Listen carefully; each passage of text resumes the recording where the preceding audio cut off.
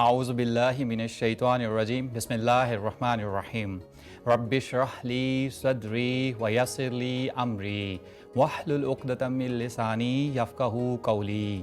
اے میرے رب میرا سینہ کھول دے اور آسان کر دے میرا کام، اور میری زبان کی گرہ کھول دے کہ سمجھ سکے میری بات۔ السلام علیکم ناظرین، میں ہوں عمران خان اور میں ہوں حلیمہ ذوالفقار۔ امید کرتے ہیں آپ سب خیریت سے ہوں گے۔ خوش آمدید کہتے ہیں اس سحری کی خصوصی ٹرانسمیشن میں آپ سب کو، جس کا نام ہے سحر عظیم۔ ہماری یہ دعا ہے کہ ہماری ہر سحر کا آغاز اسی طرح اللہ تعالیٰ کے بابرکت نام سے ہو، اور ہماری ہر افطار بھی سحر عظیم کی طرح عظمت سے بھرپور ہو، آمین۔ ناظرین، ارشاد ربانی ہے وَلَقَدْ يَسَّرْنَا الْقُرْآنَ لِلذِّكْرِ فَهَلْ مِن مُدَّكِرٍ، اور تحقیق ہم نے قرآن نصیحت کے لیے آسان بنایا، بس کوئی ہے جو اس سے نصیحت حاصل کرے۔ جی بالکل، قرآن ایک مکمل ہدایت ہے ان کے لیے جو اس سے نصیحت حاصل کرنا چاہیں۔ پروگرام کا باقاعدہ آغاز کرتے ہیں اور چلتے ہیں تلاوت قرآن پاک کی طرف۔ اعوذ باللہ من الشیطان الرجیم، بسم اللہ الرحمن الرحیم۔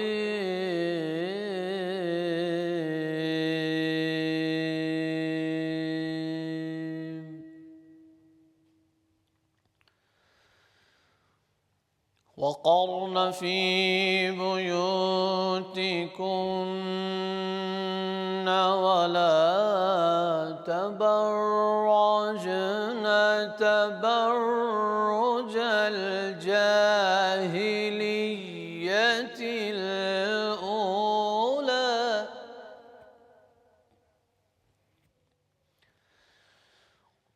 وأقمنا الصلاة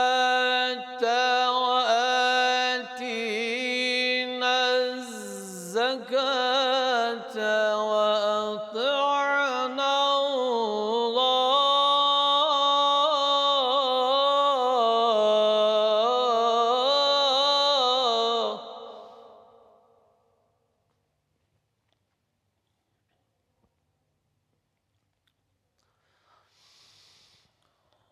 وأقمنا الصلاة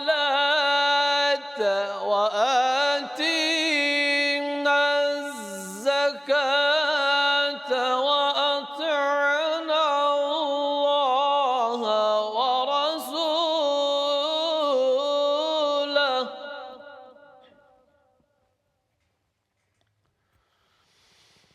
إنما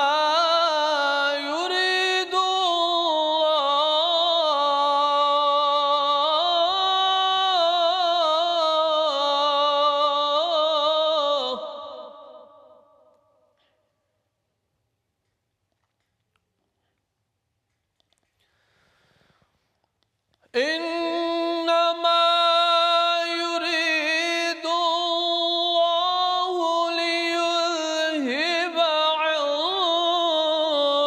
عنكم الرجس أهل البيت،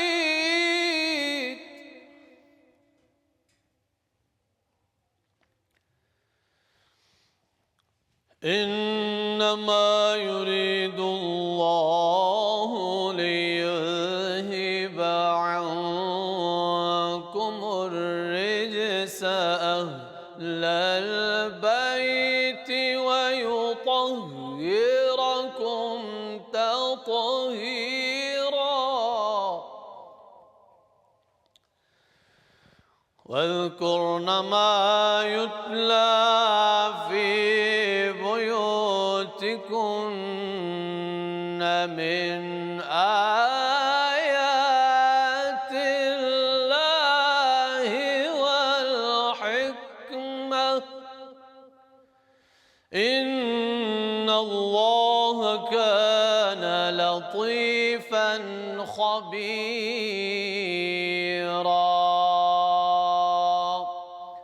صدق اللہ العظیم۔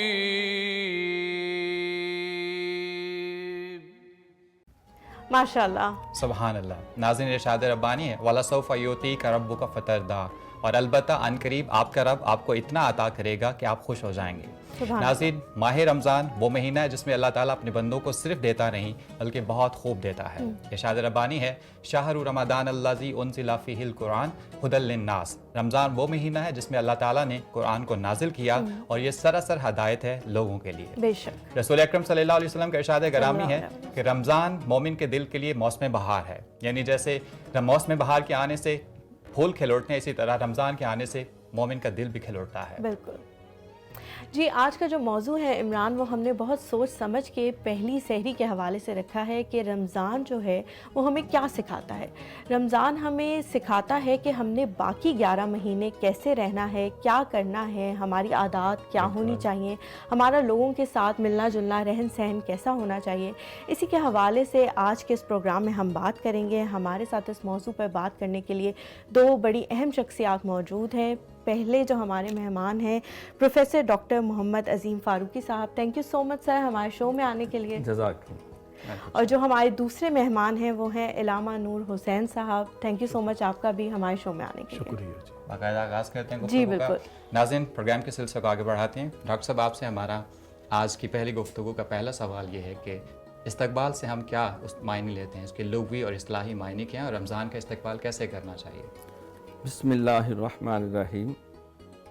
شکریہ عمران صاحب۔ Welcome sir. الحمدللہ، ماہ رمضان مبارک اپنی تمام حسنات و برکات کے ساتھ شروع ہو چکا ہے۔ آج پہلی سحری ہے، تو سب سے پہلے میں اور لائف HD کی تمام انتظامیہ، مالکان، ناظرین اور اہل وطن کو ماہ رمضان المبارک کی تشریف آوری پر میں مبارکباد پیش کرتا ہوں۔ اللہ تعالیٰ یہ ماہ مبارک تمام اہل اسلام کے لیے، تمام انسانیت کے لیے خیر و برکت کا باعث بنے۔ آمین۔ استقبال رمضان یعنی ماہ رمضان کو خوش آمدید کہنا۔ پنجابی کا جی آیا نو، جی بالکل۔ عربی میں کہتے ہیں اہلاً سہلاً مرحبا، یو آر ویلکمڈ۔ تو ماہ رمضان کا استقبال اللہ کریم نے خود قرآن پاک میں طریقہ سمجھایا کہ شہر رمضان الذی انزل فیہ القرآن ھدی للناس وبینات من الہدی والفرقان فمن شاہد منکم الشہر فلیصمہ، کہ ماہ رمضان وہ ہے کہ جس میں قرآن نازل ہوا، لوگوں کے لیے ہدایت ہے اور اللہ کے کرم کی بہت سی نشانیاں ہیں، حق و باطل میں فرق کرنے والی تعلیمات ہیں۔ بس جو کوئی اس مہینے کو پا لے تو اسے چاہیے کہ اس کے روزے رکھے۔ حضور علیہ السلام نے ماہ رمضان شروع ہونے سے پہلے ہی اس کا صحابہ کو بٹھا کے تعارف کروایا کہ شعبان شہری و رمضان شہر اللہ، شعبان میرا مہینہ ہے اور رمضان اللہ کا مہینہ ہے۔ ساتھ فرمایا کہ میرے صحابہ، تمہارے پاس اللہ کا ایک معزز اور محترم مہمان آ رہا ہے، اگر تم اس کی اچھی طرح آؤ بھگت کرو گے، خدمت کرو گے اور اس کے سارے تقاضے پورے کرو گے تو تمہاری اللہ کے پاس جا کے سفارش کرے گا، اور اس کی سفارش تمہارے لیے دنیا آخرت میں خیر و برکت کا باعث ہوگی۔ پہلا عشرہ رحمت کا ہوگا، دوسرا بخشش کا ہوگا، تیسرا جہنم کی آگ سے نجات کا ہوگا۔ لہٰذا اس کے آنے سے پہلے اپنے آپ کو تیار کرو، کاروبار سمیٹ لو، جو لین دین ہے وہ پہلے ہی مکمل کر لو، کوئی بیاہ شادی دیگر تقریبات ان کو بھی سمیٹ لو، اپنے آپ کو ہمہ تن گوش ہو کر یکسوئی کے ساتھ ساری برکتیں سمیٹنے کے لیے اپنے آپ کو عملی طور پہ تیار کرو۔ سیدہ عائشہ صدیقہ ام المومنین رضی اللہ تعالیٰ عنہ فرماتی ہیں کہ حضور علیہ السلام اتنے انتھوزیاسٹک ہوتے تھے، پرجوش ہوتے تھے کہ اس مہینے کے اتنا بے قراری سے انتظار کرتے تھے کہ پورا ماہ شعبان آپ روزے رکھ لیتے کہ اللہ کا وہ معزز مہمان آ رہا ہے۔ تو آپ نے مہمان سے تشبیہ دی، تو مہمان کے آنے سے پہلے اس کے آنے کی تیاری کی جاتی ہے، استقبال کے لیے اگر اس کے پھول وغیرہ بچھانے ہیں، صفائیاں کی جاتی ہیں اور اس کو جو خدمات پیش کرنی ہیں، تو اسی لیے سرکار نے اس کو مہمان سے تشبیہ دی کہ اس کے آنے سے پہلے تم روزوں کے لیے تیار ہو، جو روزے رکھنے ہیں، اس میں تم نے قرآن پڑھنا ہے، جس طرح نماز تراویح کا اہتمام ہوتا ہے، اس کے اندر پھر جو لیلۃ القدر ہے اس کی برکتیں کیسے سمیٹنی ہیں۔ اکثر لوگ زکوٰۃ ادا کرتے ہیں، صدقہ فطر ادا کرتے ہیں، کچھ فدیے کے لیے لوگوں میں راشن تقسیم کرتے ہیں، تو یہ ساری پلاننگ پہلے کر لی جائے، یہ نہیں کہ مہمان دروازے پہ آ جائے اور جھاڑو پھیر کے ہم گرد و غبار اڑانا شروع کر دیں۔ بالکل وضعدار لوگوں کا یہ طریقہ نہیں، تو ہمیں ذہنی، فکری اور عملی اور مالی ہر اعتبار سے اپنے آپ کو پہلے تیار کر لینا چاہیے، سحری کے لیے بھی، افطاری کے لیے بھی، نماز تراویح کے لیے بھی۔ کتنے قرآن پاک پڑھنے، اگر کسی نے عمرے کی سعادت حاصل کرنی ہے تو اس کے لیے بھی پہلے تیاری کریں۔ جی ڈاکٹر صاحب نے بالکل صحیح فرمایا۔ تو اب میں چلتی ہوں علامہ صاحب آپ کی طرف، آپ مجھے بتائیں کہ اس زمن میں قرآن و حدیث میں کیا احکامات ہیں، وہ ہمیں کیا سکھاتا ہے کہ ہمیں کیا کرنا چاہیے، کس طرح سے اس پورے مہینے کو گزارنا چاہیے؟ بہت شکریہ علیمہ صاحبہ۔ ماہ رمضان کو کیسے گزارنا ہے، اگر یہ سوال سمجھ آ جائے تو یقیناً ماہ رمضان کی ساری برکات ہمیں حاصل ہو سکتی ہیں۔ اس حوالے سے کچھ قرآن مجید کے احکام ہیں اور احادیث مبارکہ میں حضرت صلی اللہ علیہ وسلم نے بڑی وضاحت کے ساتھ ماہ رمضان گزارنے کے لیے اپنا اسوہ بھی پیش کیا ہے اور اپنے ارشادات سے بھی ہمیں نوازا ہے۔ ان میں سے چند ایک میں کوٹ کروں گا۔ ضرور۔ اللہ رب العزت قرآن مجید میں ارشاد فرماتے ہیں فَمَنْ شَهِدَ مِنْكُمُ الشَّهْرَ فَلْيَصُمْ، تم میں سے جو اس مہینے کو پائے اس پر لازم ہے کہ وہ اس کے روزے رکھے۔ تو ایک تو عبادت اس کی جو پورے مہینے کی عبادت ہے اور دن بھر کی، یعنی ماہ رمضان کے یوم آغاز سے یوم اختتام تک ہر دن کی عبادت ہے روزہ۔ مجھ سے پہلے ڈاکٹر صاحب نے روزے کی شرعی حیثیت پر بھی روشنی ڈالی ہے کہ اس کے روزے فرض ہیں، تو یہ ہر عاقل بالغ مسلمان کو چاہیے کہ وہ اس کے روزے مکمل کرے۔ اور دوسری اہم عبادت فی نفس ہی افضل ترین عبادت ہے دعا۔ دعائیں ہمیشہ ہی اللہ تعالیٰ سے کی جانی چاہیے، لیکن احکام رمضان کے ساتھ اللہ رب العزت نے ارشاد فرمایا ہے اجیب دعوت الداع اذا دعان، میں دعا کرنے والوں کی دعا کو قبول کرتا ہوں جب وہ مجھ سے دعا کریں گے۔ تو اس لیے چاہیے ہم اگر غور کریں تو دیکھیں افطار کے وقت بھی دعا سنت نبوی ہے جی بالکل، اور سحری کے وقت بھی دعا سنت نبوی ہے، اور پھر روزے کی حالت میں ہمہ وقت دعا ہو سکتی ہے کہ بندہ عبادت میں ہے، روزہ اٹسلف دعا ہے۔ جی بلا شبہ۔ تو یہ تو قرآنی احکام تھے جو بالاختصار میں نے ذکر کیا ہے۔ حضرت صلی اللہ علیہ وسلم نے ارشاد فرمایا جعل اللہ صیامہ فریضہ، اللہ رب العزت نے اس کے روزے تم پر فرض کر دیے ہیں، وقیام لیلہ تطوعا، اس کی راتوں کا قیام سنت کیا ہے۔ تو ایک اور حدیث میں حضرت صلی اللہ علیہ وسلم نے ارشاد فرمایا سننت لکم قیامہ، میں نے ماہ رمضان کا قیام یعنی نماز تراویح تمہارے لیے سنت کر دی ہے۔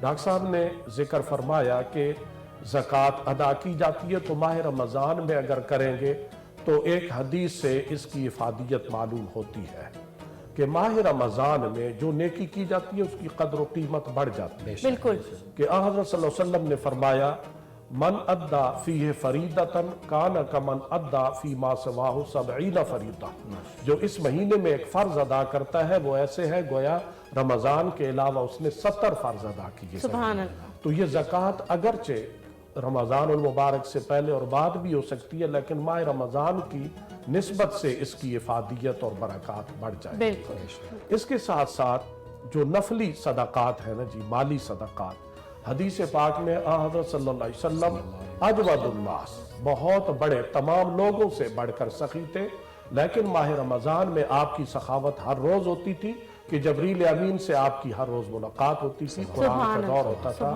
تو آپ علیہ الصلوۃ والسلام ایسی سخاوت کرتے تھے جیسے ہوائیں چلتی ہیں۔ کیا بات ہے۔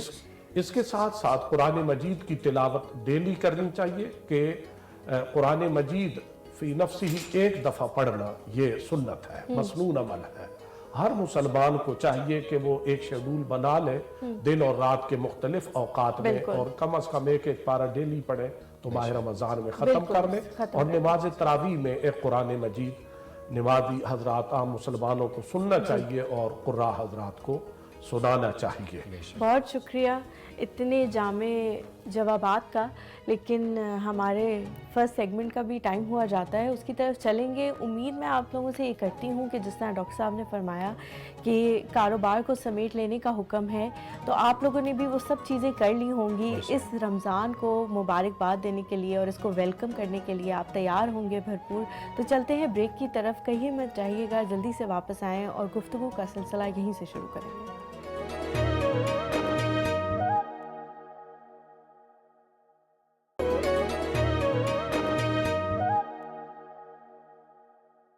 ناظرین، وقفے کے بعد آپ کو دوبارہ خوش آمدید کہتے ہیں۔ بات ہو رہی تھی استقبال رمضان اور اس کے تقاضوں پر، گفتگو کو آگے بڑھاتے ہیں۔ ڈاکٹر صاحب کہتے ہیں رمضان اللہ کا مہینہ ہے، آپ صلی اللہ علیہ وسلم کے ارشاد گرامی ہیں، تو یقیناً اس مہینے کے استقبال کے کچھ خاص تقاضا جات ہوں گے، آپ اس پہ کیا کہتے ہیں؟ رمضان کی عربی زبان کا لفظ ہے جو رمدن سے نکلا ہے۔ رمدن کہتے ہیں جلا کے راکھ کر دینا، ساڑ کے سوا کرنا۔ تو رمضان یہ وہ مہینہ ہے جو بندہ مومن جو روزے رکھتا ہے، جو ماہ رمضان کے دیگر تقاضے پورے کرتا ہے، گناہوں سے بچتا ہے، سچی توبہ کرتا ہے، تو اللہ کریم اس کے گناہ اس طرح جلا کے راکھ کر دیتے ہیں جس طرح لکڑی جو ہے اس کو آگ جلا کے راکھ کر دیتی ہے۔ اور حضور علیہ السلام نے یہ بھی ارشاد فرمایا کہ اللہ تعالیٰ نے اگر میری امت کی بخشش نہ کرنی ہوتی تو وہ ان کو یہ مہینہ ہی عطا نہ کرتا۔ اور یہ بھی آپ کا فرمان ہے، آپ خطبہ جمعہ کے لیے تشریف لے جا رہے تھے ممبر پہ، تو 3 دفعہ آپ نے آمین فرمایا۔ تو صحابہ نے عرض کی حضور آج خلاف معمول آپ نے 3 دفعہ آمین فرمایا، تو آپ فرمانے لگے کہ ایکچولی جبریل امین تشریف لائے تھے، اس نے 3 دعائیں مانگی بلکہ بد دعائیں کی، تو میں نے آمین کہا۔ ایک اس نے یہ دعا کی کہ وہ شخص ہلاک ہو جائے کہ جس کو زندگی میں بوڑھے ماں باپ میں سے کوئی مل جائے اور وہ ان کی خدمت کر کے ان کو راضی کر کے جنت حاصل نہ کرے، کیونکہ ماں کے قدموں کے نیچے جنت اور باپ کا چہرہ جو ہے وہ جنت کا دروازہ۔ اللہ کی رضا باپ کی رضا میں، اور اللہ کی ناراضگی بھی باپ کی ناراضگی میں۔ پھر اس نے جبریل امین نے دعا کی کہ وہ شخص بھی ہلاک ہو جائے کہ جس کو زندگی میں ماہ رمضان مل گیا اور اس نے اس کی قدر نہ کی، روزے رکھ کے سچی توبہ کر کے سحری افطاری کا اہتمام کر کے دیگر عبادات جو آپ علیہ السلام اور صحابہ کا طریقہ مبارک تھا، کثرت سے تلاوت کرنا، نوافل بھی ادا کرنا، تہجد بھی، چاشت بھی، اوابین بھی، اور اشراق بھی، تحیت الوضو، تحیت المسجد، جتنی نفلی عبادتیں ہیں، جتنی فرضی عبادتیں ہیں، مسنون عبادتیں ہیں، تو اس نے اپنے آپ کو جنت کا حقدار نہ بنا لیا۔ تو میں نے کہا نہیں، اور پھر کہا کہ وہ شخص بھی ہلاک ہو جائے کہ جس کے سامنے آپ کا نام نامی اس میں گرامی جناب محمد رسول اللہ صلی اللہ علیہ وسلم لیا جائے اور وہ خوش ہو کر جو ہے وہ مجھ پہ درود نہ پڑے، کیونکہ اللہ اس جو ایک دفعہ پڑھتا ہے اللہ اس پہ 10 رحمتیں نازل کرتا ہے، اس کے 10 درجے بلند کرتا ہے، 10 گناہ معاف کرتا ہے، اپنے کرم کے کئی در اس کے لیے کھول دیتا ہے۔ تو ماہ رمضان یہ آج کل نا لوٹ سیل والا حساب ہے، جیسے ڈاکٹر صاحب نے توجہ دلائی کہ نفلوں کا ثواب فرضوں جتنا ہو جاتا ہے، فرضوں کا 70 فرضوں جتنا، اور بعض کا 70 سے 700 سے 1400 گنا اللہ اجر و ثواب بڑھا دیتا ہے۔ اگر ہم لوگوں کو سمجھانے کے لیے کہیں کہ ایک کے ساتھ 2-3 سوٹ مفت، تو یہ غلط نہیں ہوگا بالکل۔ اس میں میری بہن بات یہی ہے کہ ایکچولی جب یہ ماہ مبارک آ جاتا ہے تو اس کے لیے تھوڑا سا حریص ہونے کی ضرورت ہے۔ جس طرح سرکار نے فرمایا کہ یہ عبادات انسان کو اور بندہ مومن کے درجات بلند کرتی ہیں، اسی طرح گناہوں سے بچنا بڑا ضروری ہے۔ یہ نہ ہو کہ ساتھ ساتھ بندہ پلس مائنس اور بیلنس کرتا جائے۔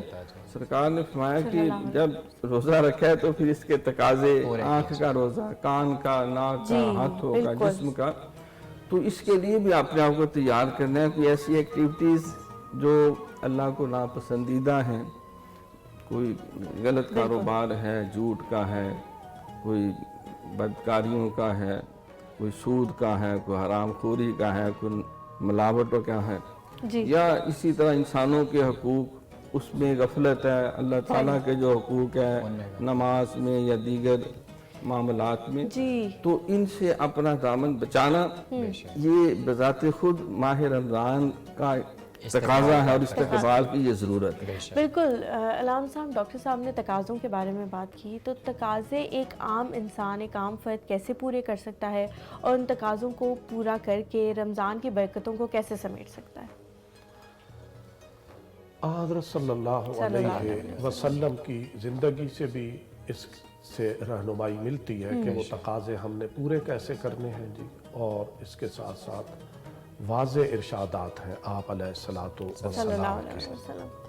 آپ علیہ السلام کا ارشاد گرامی ہے، من صام رمضان ایمانا واحتسابا غفر لہ ما تقدم من ذنبہ، جو ماہ رمضان کے روزے ایمان اور اخلاص نیت سے ادا کرتا ہے اس کے پہلے والے گناہ بخش دیے جاتے ہیں۔ سبحان اللہ۔ جی، تو ایمان اور اخلاص فرمایا ہونا چاہیے، کیونکہ روزہ بڑی مشکل عبادت ہے جی۔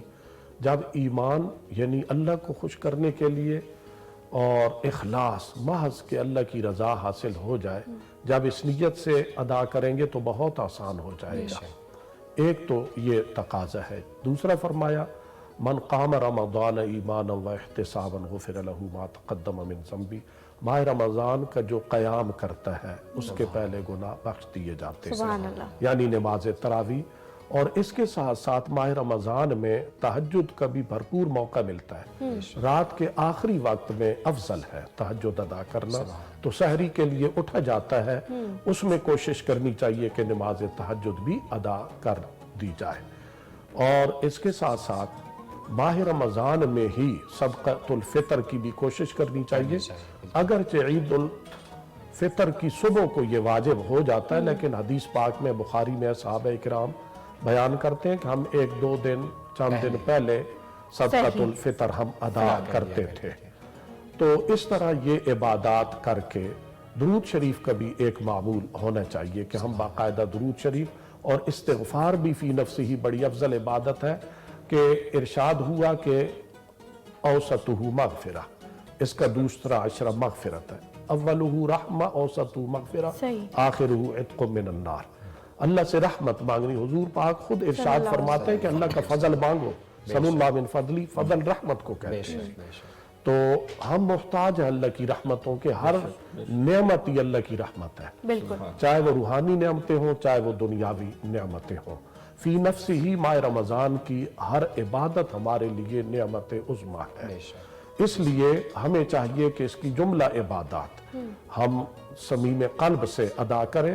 اور آخری فرمایا کہ آخری عشرہ اس کا جہنم سے آزادی کا ہے۔ جو رمضان آگے بڑھتا جا رہا ہے نا جی، تقاضا یہ ہے کہ ہم عبادتیں بڑھاتے چلے جائیں، یہ نہیں کہ ہم تھک جائیں۔ حدیث پاک میں ہے کہ جب آخری رمضان آتا تو حضور کمر بستہ ہو جاتے تھے، لیکن اذا دخل العشر شد مئزرہ واحیا لیلہ وایقظ اہلہ، آخری عشرہ آتا تو حضور پاک کمر ہمت باندھ لیتے تھے اور راتوں کو بیداری کرتے تھے اور اپنے اہل خانہ کو بھی بیدار کرتے تھے عبادت کے لیے۔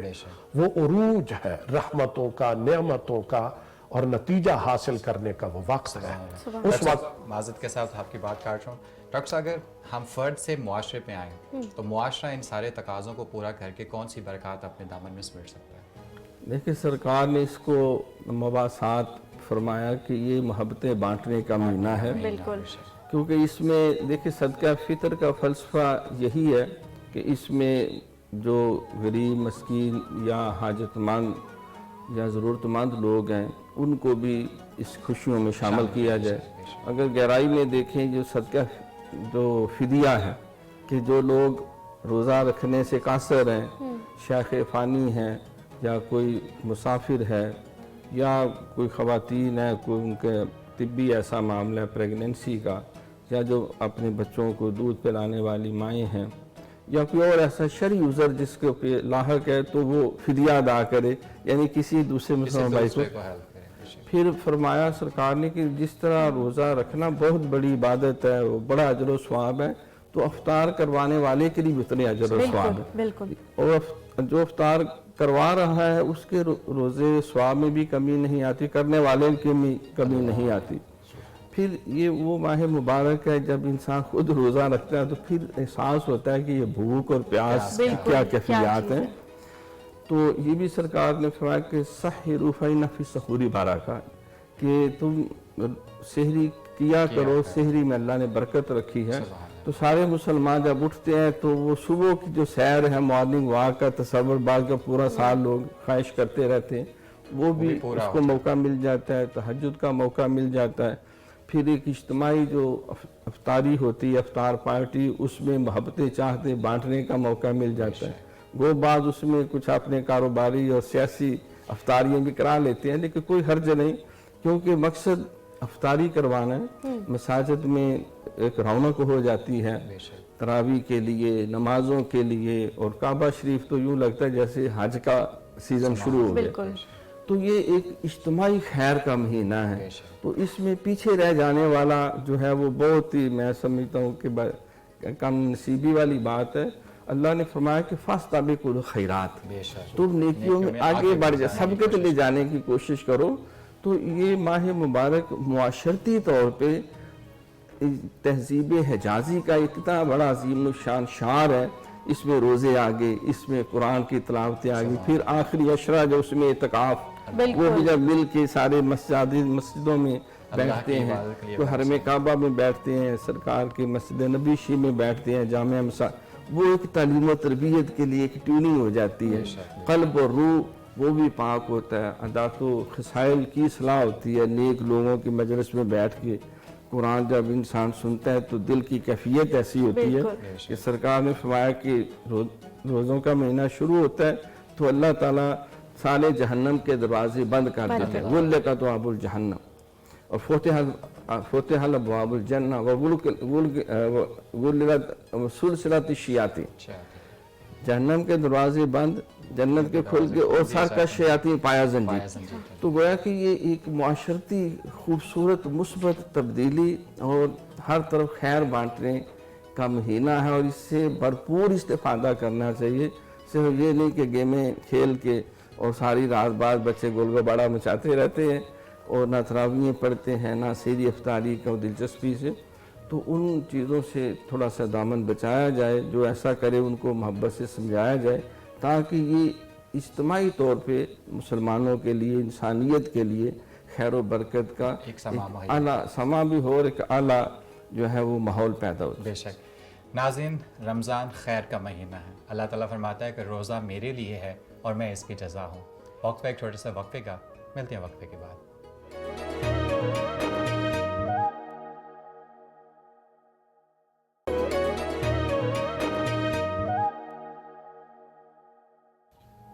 آؤ ذکر شہ بطحا کرے تنہائی میں، نعت کی نعت، عبادت کی عبادت ہوگی۔ ناظرین، وقفے کے بعد آپ کو دوبارہ خوش آمدید کہتے ہیں۔ پروگرام کا سلسلہ بھی جاری ہے، مگر وقت ہوا ہے نعت رسول مقبول صلی اللہ علیہ وسلم کا۔ آئیے سنتے ہیں آج کا نعتیہ کلام۔ جز اشک نہیں کچھ بھی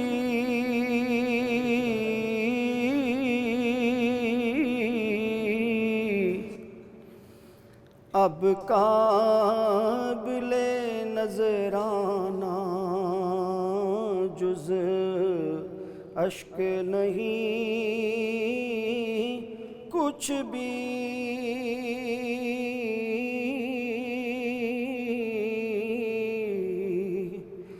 اب قابل نظرانہ، سرکار برم رکھنا رکھنا رکھنا،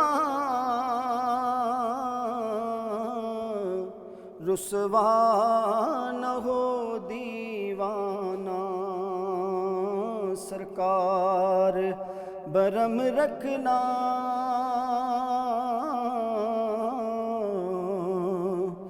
رسوا نہ ہو دیوانہ۔ اور جلوت میں بدل جائے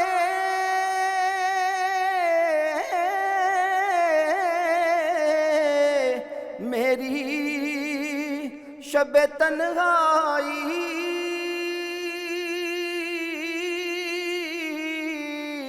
میری شب تنہائی،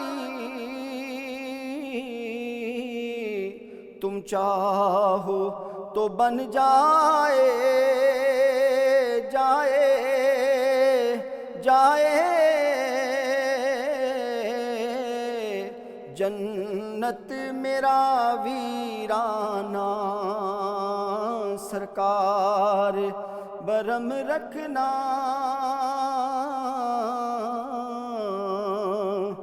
رسوا نہ ہو دیوانہ، اور سرکار کے قدموں نے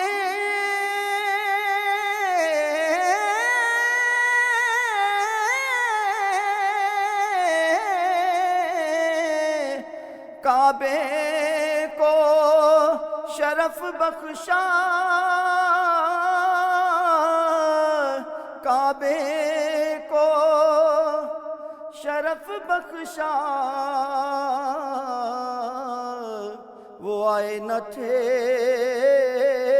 جب تک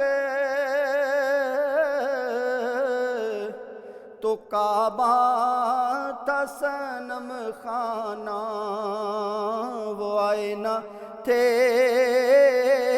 جب تک تو کعبہ تھا صنم خانہ، سرکار برم رکھنا، رسوا نہ ہو دیوانہ، اور جس شمع حقیقت کا ایک نام محمد ہے، ایک نام محمد ہے، اس شمع حقیقت کا خالد بھی ہے پروانہ، اس شمع حقیقت کا خالد بھی ہے پروانہ، سرکار برم رکھنا رکھنا رکھنا، رسوا نہ ہو دیوانہ۔ ماشاءاللہ۔ حلیمہ، آج آپ ہمارے ساتھ آج کی اچھی بات میں کون سی بات شیئر کریں گے؟ عمران، اتنی اچھی باتیں ہو چکی ہیں کہ مجھے اچھی بات یاد کرنے کے لیے بہت وقت درکار ہوا، لیکن میں ایک حدیث یہاں پہ کوٹ کرنا چاہوں گی۔ حضور اکرم صلی اللہ علیہ وآلہ وسلم کا فرمان ہے، جس نے رمضان کا روزہ رکھا اور اس کی حدود کو پہچان لیا اور جس چیز سے بچنا چاہیے اس سے بچا، تو پہلے جو بھی وہ کچھ کر چکا ہے اس کا کفارہ ادا ہو گیا۔ سبحان اللہ، ماشاءاللہ۔ جو رمضان کو اللہ اور اس کے رسول صلی اللہ علیہ وسلم کے بتائے ہوئے طریقوں سے گزار لیتا ہے، گویا کہ وہ اللہ کی طرف سے ایک بار دوبارہ نیا جنم لیتا ہے، جس میں وہ تمام گناہوں سے پاک ہوتا ہے۔ بالکل۔ گفتگو کا سلسلہ بھی جاری ہے، مگر وقت تو ایک چھوٹے سے وقفے کا، ملتے ہیں وقفے کے بعد۔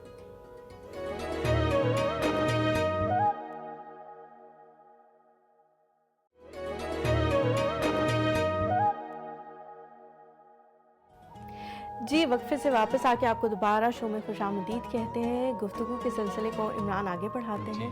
ڈاکٹر صاحب، میں آپ کی طرف آؤں گی، مجھے بتائیں کہ اہل تصوف کے ہاں رمضان اور اس کے استقبال کو لے کر کیا رویہ دیکھنے میں آتا ہے اور وہ اس کو کس طرح سے مناتے ہیں؟ عطار ہو، رازی ہو، رومی ہو کہ غزالی ہو، کچھ ہاتھ نہیں آتا بیاہ سحر گاہی۔ اہل طریقت اور تصوف یہ تو بہانے ڈھونڈتے ہیں اللہ کی رحمت سمیٹنے کے اور اس کو مخلوق میں بانٹنے کے لیے. بالکل. تو اس اعتبار سے ان کا حریص ہو جانا نیکی کے لیے، عبادت کے لیے، جس طرح حدیث شریف میں آتا ہے آواز دی جاتی ہے کہ اے نیکی کرنے والے قدم آگے بڑھا. سبحان اللہ. یہ موقع ہے اللہ کا کرم اور رحمت سمیٹنے کا. اے گناہ کا شوق رکھنے والے بچ جا، پیچھے ہو جا. یہ اللہ کو ناراض کرنے کا وقت نہیں، یہ تو رحمتیں سمیٹنے کا وقت ہے. تو اہل تصوف جو ہے ایک حدیث شریف ہے، سرکار نے فرمایا کہ عام دنوں میں 24 گھنٹوں میں سے کوئی خاص گھڑی ہوتی ہے کہ اللہ تعالیٰ سے اس وقت جو مانگے اللہ اپنے کرم سے عطا فرما دیتے ہیں. بلکہ وہ رات کے پچھلے پہر، پچھلی راتی رحمت رابطی کرے بلند آوازہ، بخشش منگن والے کارن کھلا ہے دروازہ کہ کوئی بخشش مانگنے والا ہے اس کو بخش دے، کوئی ہے رزق کا طلبگار اسے رزق دے، کوئی نیک اولاد کا طلبگار اس کو نیک اولاد دیجئے، ہے کوئی کچھ مانگنے والا کہ اس کی جولی بھر دے. تو حضور علیہ السلام فرماتے ہیں ماہ رمضان شروع ہوتے ہی اس کی ہر گھڑی جو ہے قبولیت کی گھڑی ہو جاتی ہے. سبحان اللہ. تو لہٰذا اللہ والوں کا طریقہ یہ ہے کہ وہ اپنے آپ کو مکمل طور پہ سنت اور شریعت کے سانچے میں ڈالنے کی سعی کرتے ہیں. دیکھو روزے دار کا جس طرح روزہ رکھنا عبادت، تلاوت کرنا عبادت، اعتکاف کرنا عبادت، صدقات و خیرات کرنا عبادت، اسی طرح روزے دار کا سونا بھی عبادت ہے. سبحان اللہ. یہ نہیں کہ انسان جو ہے وہ extreme of every thing is bad, کہ وہ اس طرح لگا رہے کہ وہ پھر اس کے حواس جسمانی وہی قائم نہ رہیں، کیونکہ اپنے جسمانی ضرورت کو پورا کرنا یہ بھی ضروری ہے. پھر شریعت نے اس کے اندر کوئی ایسی قدر نہیں رکھی اُحِلَّ لَكُمْ لَيْلَةَ الصِّيَامِ الرَّفَثُ إِلَىٰ نِسَائِكُمْ هُنَّ لِبَاسٌ لَكُمْ وَأَنْتُمْ لِبَاسٌ لَهُنَّ، کہ روزوں کی راتیں جو ہیں بیویوں کے حقوق جو ہے اس میں کوئی شرعی رکاوٹ نہیں ہے. کیونکہ اوائل اسلام میں تھا کہ 8 پہر کا روزہ ہوتا تھا، لیکن پھر اللہ کریم نے حضور کے صدقے یہ کرم کیا اور روزوں کی راتیں جو ہیں وہ میاں بیوی کے لیے حلال کر دی گئی. تو دیکھیں اصل جو ہے عبادت جو ہے وہ یہ نہیں کہ بندہ عبادت میں ہی جتا رہے. عبادت یہ ہے کہ جس طرح نبی علیہ السلام نے زندگی گزاری. اب دیکھیں 3 صحابہ آپس میں کوئی عہد و پیمان کر رہے تھے. ایک کہہ رہا تھا آج سے میں ساری رات عبادت کروں گا، دوسرے نے کہا میں تو اب جو ہے وہ ہمیشہ جو ہے وہ روزے رکھا کروں گا. تو حضور علیہ السلام نے فرمایا کہ یہ تو کوئی عبادت، ایک نے کہا میں شادی نہیں کروں گا جہاد میں، تو آپ نے فرمایا اعتدال کے ساتھ خیر الامور اوساطها، اچھے کام وہ ہے جو میانہ روی پہ مبنی ہو. میں اللہ کا نبی ہوں لیکن میں نے نکاح کیا، النکاح من سنتی فما راغب عن سنتی فلیس منی، بھئی نکاح کرنا تو میری سنت ہے، جس نے اس سے منہ پھیرا تو وہ ہم میں سے نہیں ہے. تو حضور علیہ السلام ہمیشہ سفر میں بھی ہوتے، حج پہ عمرے پہ تو ازواج مطہرات ساتھ ہوتے. تو آپ وہ بھی پہلو. پھر فرمایا کہ میں اللہ کا نبی ہوں، ساری زندگی میں روزے نہیں رکھتا. تو روزہ ہمیشہ رکھنا جو ہے سارا سال یہ کمال نہیں، کبھی چھوڑنا کبھی رکھنا. تو پھر فرمایا کہ میں اللہ کا نبی ہوں، ساری رات میں نہیں جاگتا، کچھ حرام کرتا ہوں، جسم کے حقوق ہیں، میرے ازواج کے حقوق ہیں.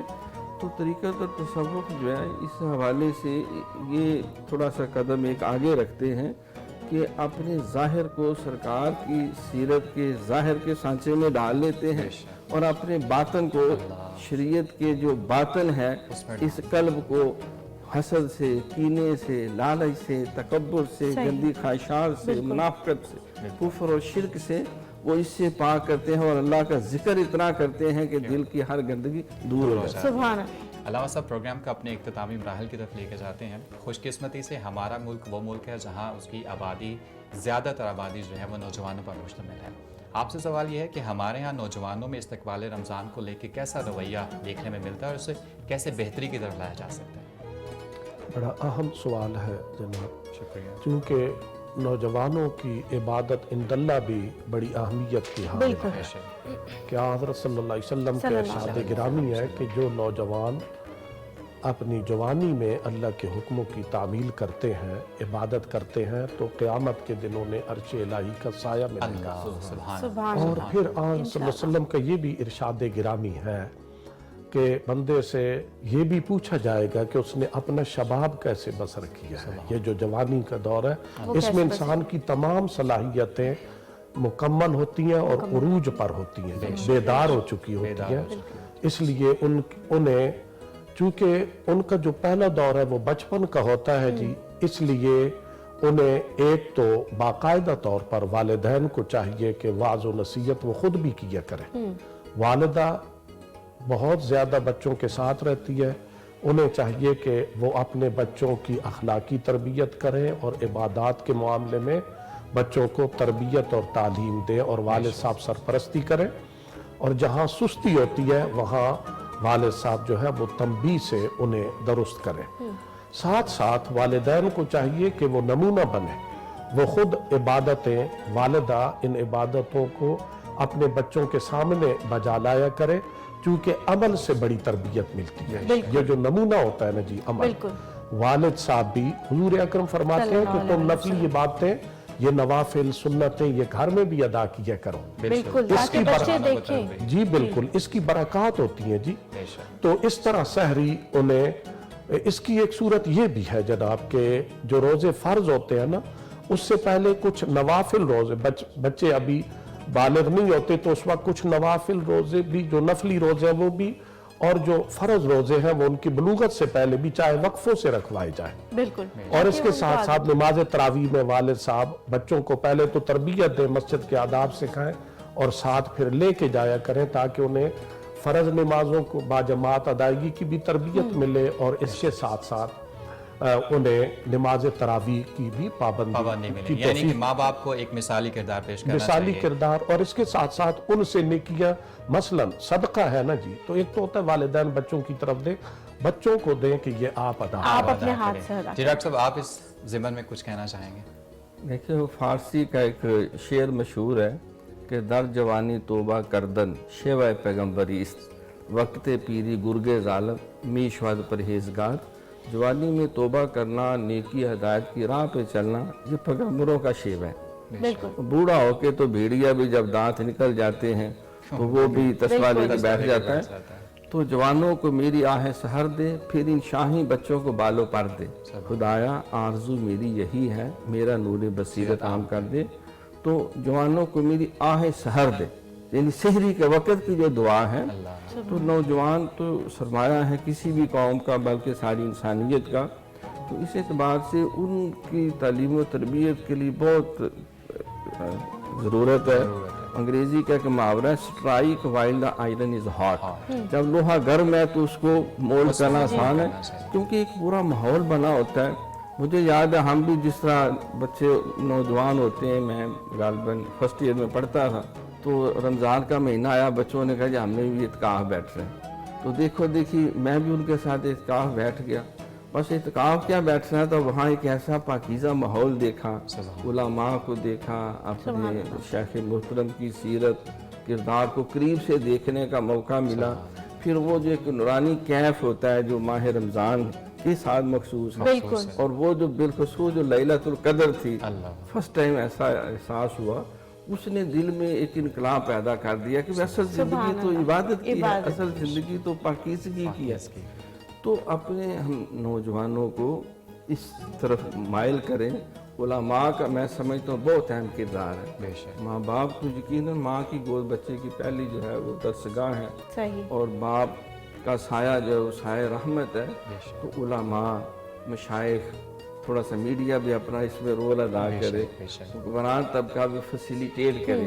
اس لیے فرمایا کہ مزدوروں کی مزدوری بڑھا دو، محنت گھٹا دو، کیونکہ یہ خیر لینے اور خیر بانٹنے کا موقع ہے، یہ مواسات کا مہینہ، یہ محبتیں خوبتیں بڑھانے کا مہینہ ہے۔ تو اس اعتبار سے نوجوانوں کو میں سمجھتا ہوں کہ ماں باپ کو بڑی چابک دستی سے، اور اساتذہ کو، علماء کو نظر رکھ کے پیار محبت سے گھیر لینا چاہیے ان کو، کیونکہ اللہ کی رحمتیں آ رہی ہیں، ان کی 1% کوشش 99 اللہ کی شامل ہوگی، ان کی زندگی بدل جائے گی، پھر اس کے بعد جو ہے کام سارا آسان ہو جائے گا۔ جی بہت شکریہ ڈاکٹر صاحب آپ کا. عمران اتنی اچھی گفتگو ہو رہی تھی کہ وقت گزرنے کا پتہ ہی نہیں چلا اور سحری کے آخری لمحات آ گئے ہیں. آپ لوگ بھی سحری کی تیاری کریں اور ہمیں بھی دیجیے اجازت.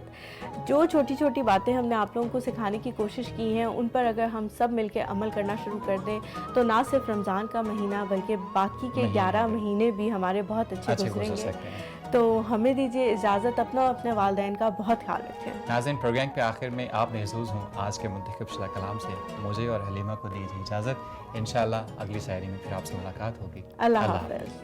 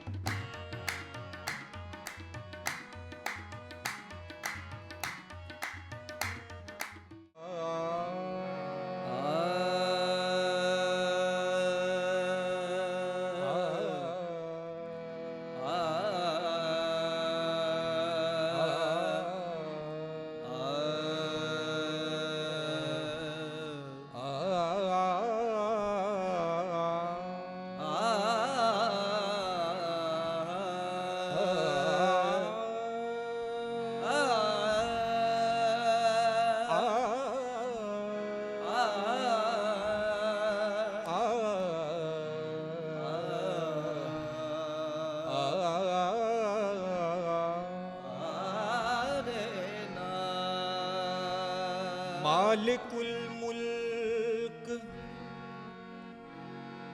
مالک الملک لا شریک لہ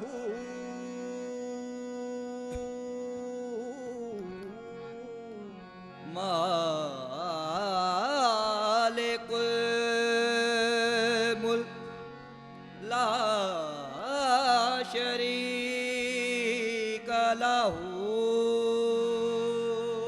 مالک الملک لا شریک لہ وحدہ لا الہ الا ہو شمس تبریز گر خدا طلبی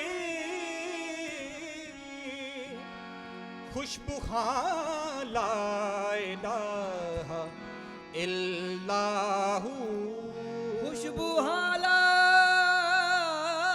الہ الا ہو یا رب تیرے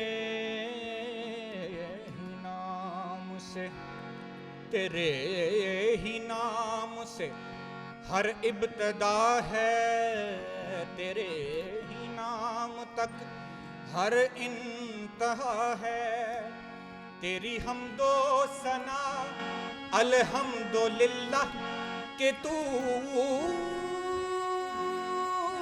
میرے محمد کا خدا ہے اللہ اللہ اللہ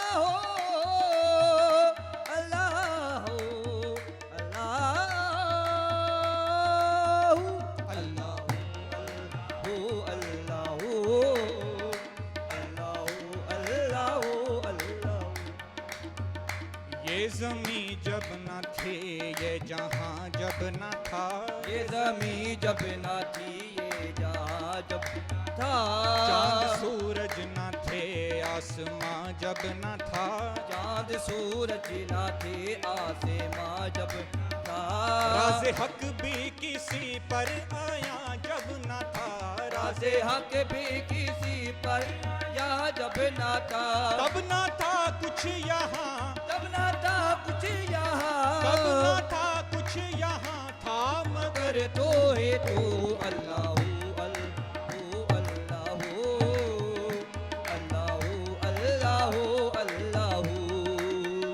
تب نہ تھا کچھ یہاں تب نہ تھا کچھ یہاں تھا مگر تو ہے تو اللہ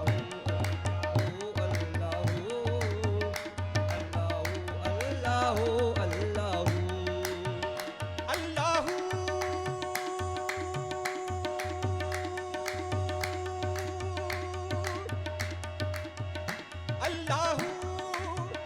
اللہ اللہ اللہ اللہ اللہ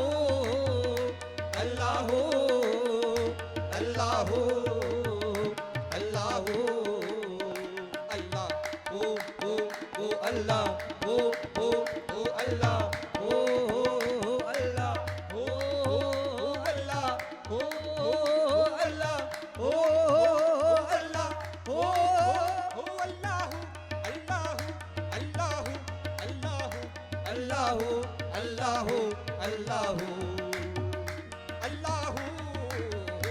اللہ اللہ جب نہ تھا کچھ یہاں تب نہ تھا کچھ یہاں تھا مگر تو ہی تو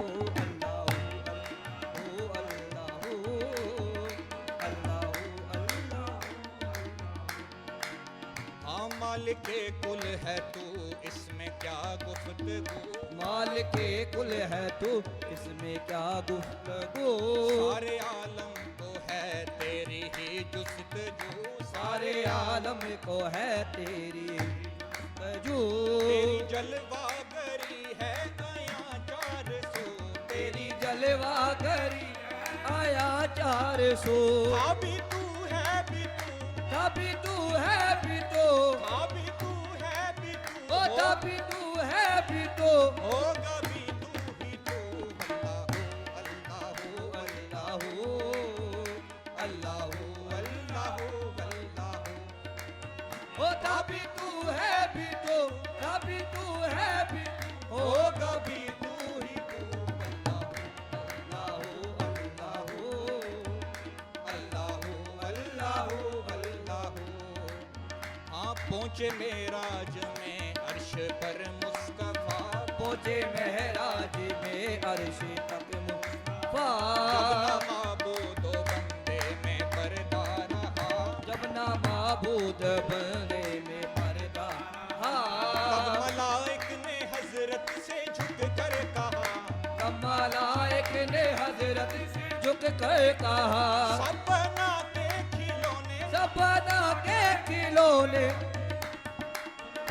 سپنا کے کھلونے بنا کے کھلونے ہاں مگر تو ہی تو